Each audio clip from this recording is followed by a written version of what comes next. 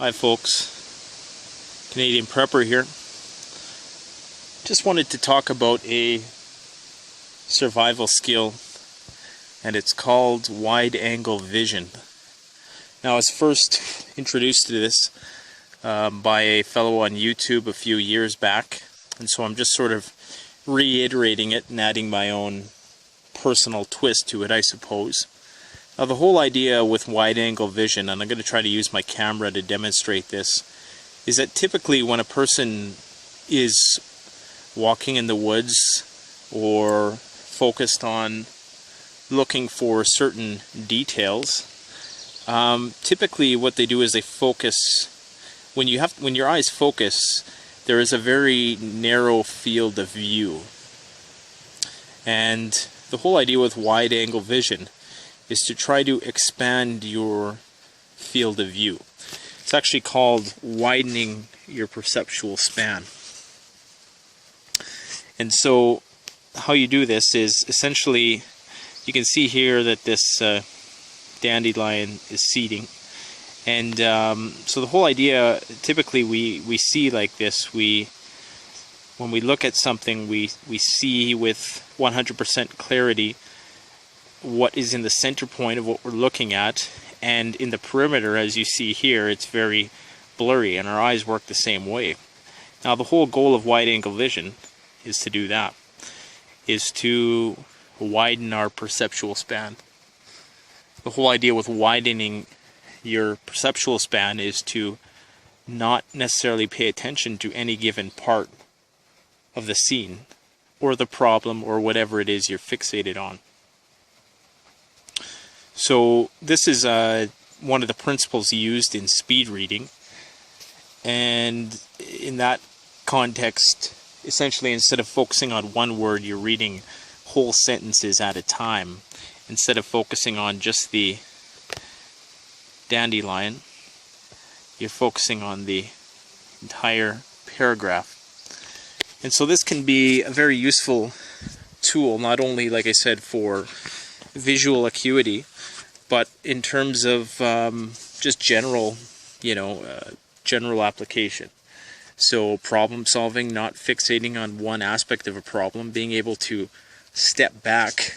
A lot of puzzles and IQ tests really require a person to, usually they'll try to distract you with something, and the idea is he who can sort of not look at the dandelion and see the picture for what it is going to be the person who solves the problem. And this is, I believe, a key characteristic of those in high leadership positions, generals, things of that nature, admirals. It's one thing to be squad leader and have the balls to send 4 or 5 guys into battle, but it takes an all other around perspective to be the general. And the idea of the general is to be generally aware of your surroundings. The private is only aware of one narrow sliver of what's happening. The general has to see the full spectrum of the battlefield in order to best problem solve and best plan out his strategy. Now, sorry about the shaking of the camera. I'm trying to swat flies at the same time. So this principle of wide angle vision, or widening your perceptual span, is not only for visual acuity, but it's also for auditory. So when I was doing Qigong, part of our meditative practice was to try to close our eyes and just focus on the sounds around you. And you'll find that typically the mind is consumed and fixated on one of those sounds or one of those things. And so if you really just sort of train yourself to do this, to listen to your surroundings, to not focus in on one particular sound, but to try to keep a wide range, not only into the acoustic range that you're listening for, but just the various echolocation of the things that you're searching for. And this is going to help you in all sorts of situations, particularly survival situations, particularly in a bug out situation where you have to have your senses firing at 100% on all cylinders. Could apply to touch even, not fixating on one particular part of your body. Smell and taste not so much, because they're chemical, so they're kind of contingent on what's right in front of them. When you look at the stars at night, you can try this if you can get out on a clear night, and just try to, if you try not to focus on any star, what you're going to see a lot more meteorites, quote unquote, shooting stars falling into the atmosphere. You're going to see a lot more satellites, and you're just going to see a lot of cool stuff if you can utilize this wide angle vision. And like I say, don't just apply this to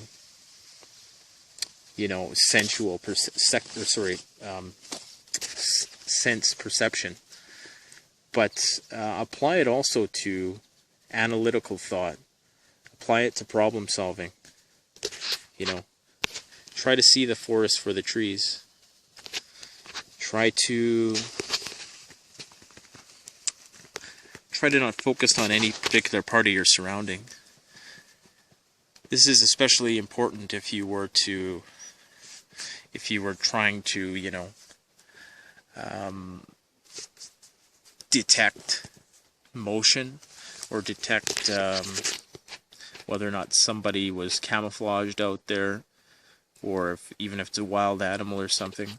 Your eyes will pick up on those cues, and there's all sorts of different visual cues under the area of sensation and perception. You can research that if you want.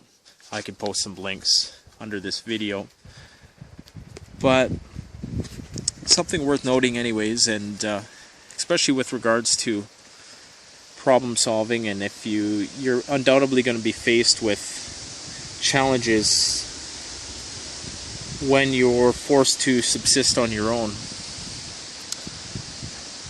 and lots of people are just going to give up without exploring alternative options. So, something for you to think about, something for you to research further. And I'm going to post the original link to the video that I seen a few years back, if I can still find it. I'm sure it's still on. And it's a very interesting concept, and next time you're walking through the forest, try to employ it and see what happens. Don't forget to like, comment, subscribe, by all means, if you have any other interesting skills, visual, auditory skills in this respect. Please let me know below. Comments, criticisms, whatever you got. Thanks for watching. Canadian Prepper out.